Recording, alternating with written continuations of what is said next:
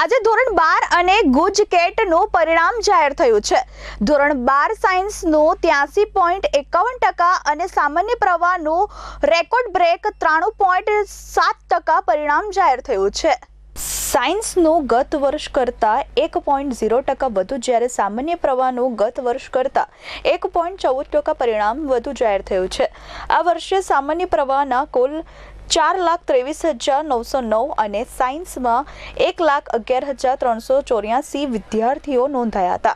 સાયન્સમાં 92.91% પરિણામ સાથે મોરબી જિલ્લો સતત બીજા વર્ષે મોખરે રહ્યો છે, તો સામાન્ય પ્રવાહમાં અંગ્રેજી માધ્યમમાં 93.97% પરિણામ જ્યારે ગુજરાતી માધ્યમનું 93.7% પરિણામ આવ્યું છે।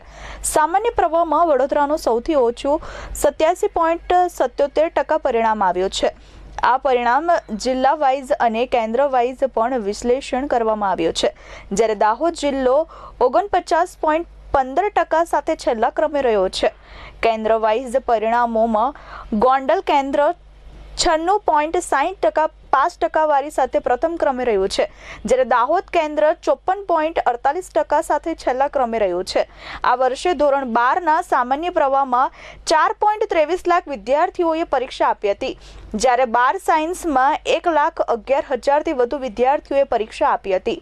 અત્રે ઉલ્લેખનીય છે કે ધોરણ 12 સાયન્સની પરીક્ષા માટે સમગ્ર રાજ્યમાંથી 1.11 લાખ વિદ્યાર્થી નોંધાયા હતા, જેમાં નિયમિત વિદ્યાર્થીઓની સંખ્યા 1 લાખ જેટલી હતી, જ્યારે ધોરણ 12 સામાન્ય પ્રવાહની પરીક્ષા માટે સમગ્ર રાજ્યમાંથી 4.23 લાખ વિદ્યાર્થીઓ નોંધાયા હતા, જેમાંથી નિયમિત વિદ્યાર્થીઓની સંખ્યા 3.64 લાખ જેટલી હતી। Bureau report H24 news.